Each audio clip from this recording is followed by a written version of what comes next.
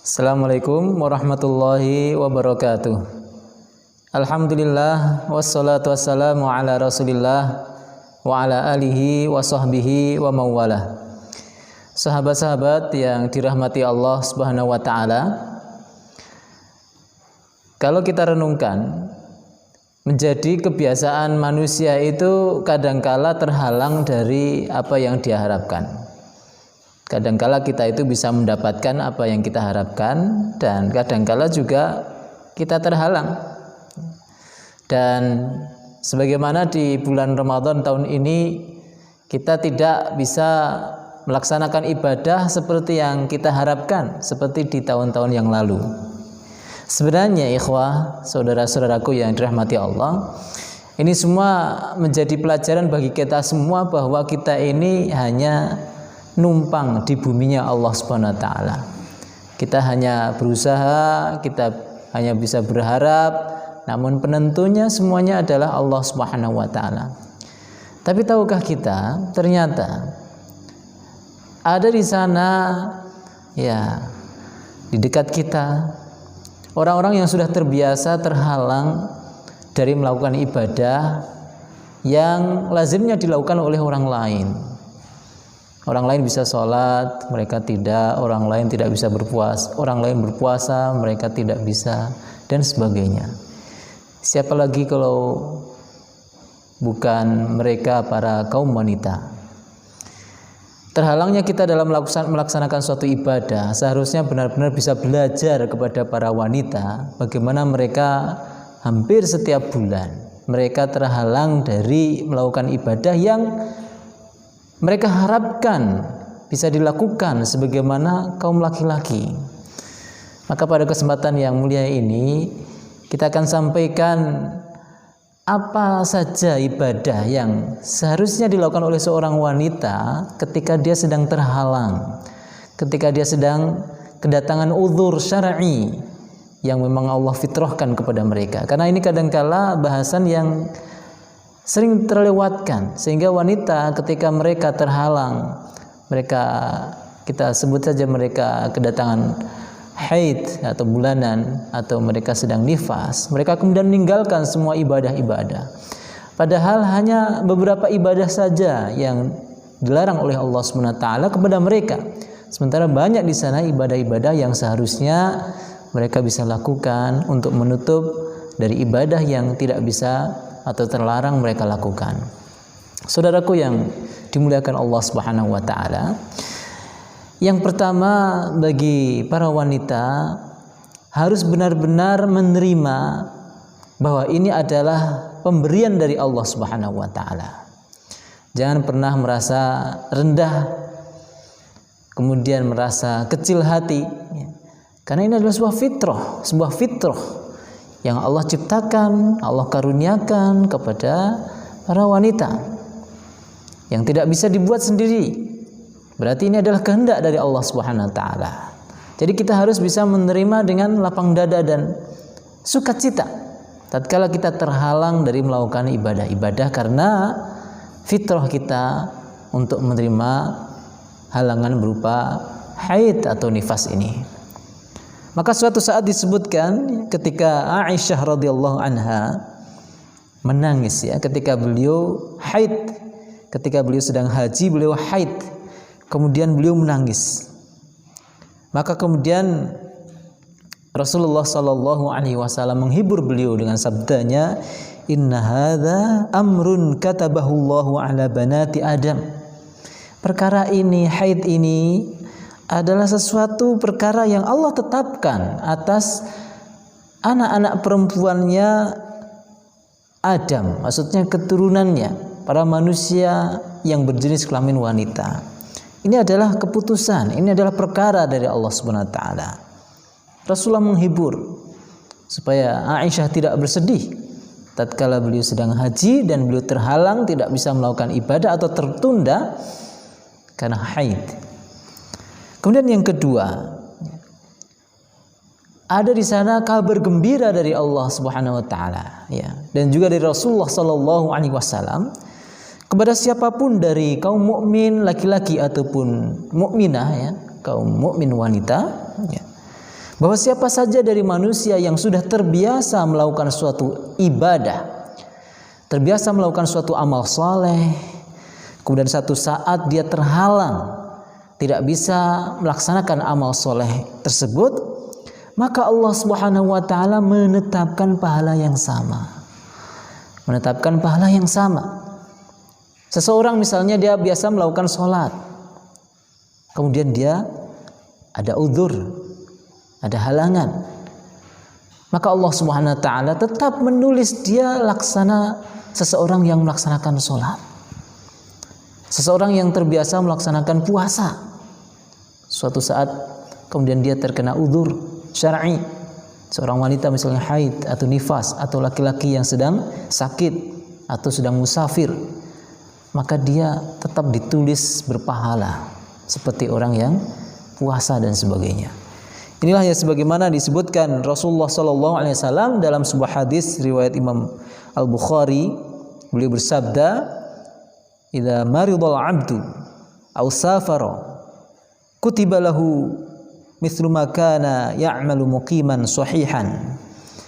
Apabila seorang hamba dia sakit atau dia dalam keadaan safar, mengadakan perjalanan, maka ditulis atasnya sebagaimana amalnya, sebagaimana dia ketika beramal saat muqim, saat tidak sedang safar, dan saat dia sedang sehat. Hadis riwayat Bukhari.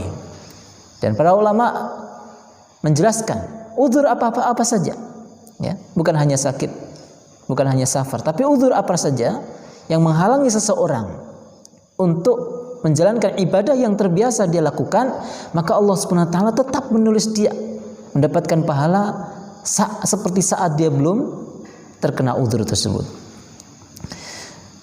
Dalam sebuah hadis riwayat Anas radhiyallahu anhu juga, Rasulullah sallallahu alaihi wasallam tatkala beliau pulang dari perang Tabuk dan beliau beranjak dari kota Madinah, beliau kemudian bersabda, sesungguhnya di Madinah itu ada beberapa kaum yang tidaklah kalian menempuh suatu perjalanan dan tidaklah kalian itu melewati lembah-lembah, melainkan kaum ini bersama kalian. Para sahabat kemudian bertanya, "Ya Rasulullah, mereka kan di Madinah." Ya, jadi para sahabat mempertanyakan, mereka di Madinah kenapa dibilang ikut sama kita? Maka kemudian Rasulullah bersabda, "Qal wa hum bil Madinah habasahumul 'udhr." Ya, mereka sedang di Madinah tapi mereka tertahan suatu uzur. Artinya Rasulullah ingin menjelaskan kepada para sahabat, mereka yang di dalam kota Madinah tidak bisa ikut perang bersama dengan para sahabat yang sehat, mereka mendapatkan pahala yang sama. Karena mereka terhalang uzur yang tidak mereka buat, tapi itu adalah karunia dari Allah Subhanahu wa ta'ala. Ikhwah rahimakumullah. Kemudian poin yang ketiga, ya. Bagi seorang wanita yang sedang kena uzur misalnya haid atau nifas, maka para ulama semuanya sepakat bahwa wanita tetap bisa beribadah kepada Rabb-Nya. Ya, tetap bisa beribadah kepada Rabb-Nya. Dengan apa? Dengan berdoa, dengan berzikir, dan ibadah-ibadah lain yang tidak disebutkan di dalam Al-Quran dan hadis sebagai ibadah yang terlarang atas mereka. Khususnya ibadah zikir dan doa ini. Ini kadang-kala yang suka ditinggalkan oleh beberapa wanita ketika mereka tidak berpuasa, tidak sholat, ya. Mereka tidak kemudian menutup kekurangan ibadah mereka dengan berzikir dan berdoa. Dan tentu yang terbaik dalam hal ini, ya, kita hendaknya bisa memakai panduan. Lebih-lebih kita orang Indonesia, hafalan zikir dan doa kita itu tidak banyak. Sementara zikir itu berbahasa Arab. Dan kalau kita mengandalkan hafalan kita, maka kita pasti hanya bisa berzikir dengan zikir-zikir yang sangat sedikit. Maka alangkah afdolnya, alangkah utamanya memiliki panduan.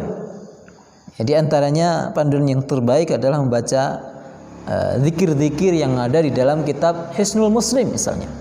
Beli kitab zikir Hisnul Muslim, kemudian kita bisa merutinkan membaca zikir-zikir yang diajarkan oleh Rasulullah sallallahu alaihi wasallam.